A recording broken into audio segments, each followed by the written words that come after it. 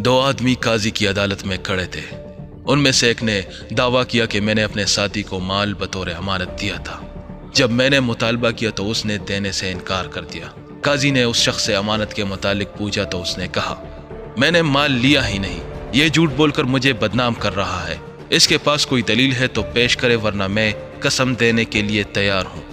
जिस पर काजी ने मुद्दई से पूछा कि हाँ कोई दलील है तो पेश करे। तो उस शख्स ने कहा कि यहाँ से कुछ फासले पर एक दरख्त है, हमने पहले उसके साए में बैठकर खाना खाया और फिर मैंने अपना माल इसके सुपर्द कर दिया। काजी ने कहा, तुम अभी वहाँ जाओ, शायद तुम्हारा माल वही कहीं पड़ा हो, उस जगह का जायजा लेकर सीधा मेरे पास आना। मुद्दई चला गया। काजी ने उस शख्स से कहा कि अपने साथी की वापसी तक मेरे पास बैठे रहो। वो चुप साध कर वहाँ बैठा रहा। काजी दीगर मुकदमात निपटाने में मसरूफ़ हो गया। मुकदमात की समाअत के दौरान पटी हुई निगाहों से कभी कभी वो उस शख्स की तरफ भी देख लेता ताकि उसके चेहरे के तासुरात जान सके। वो शख्स बिल्कुल आराम और सुकून से बैठा था। काजी समाअत के दौरान यकदम उस शख्स की तरफ मुतवज्जे हुआ और पूछा, आपका क्या ख्याल है, वो उस जगह पहुंच चुका होगा जहाँ उसका दावा है कि उसने माल तेरे सुपर्द कर दिया था?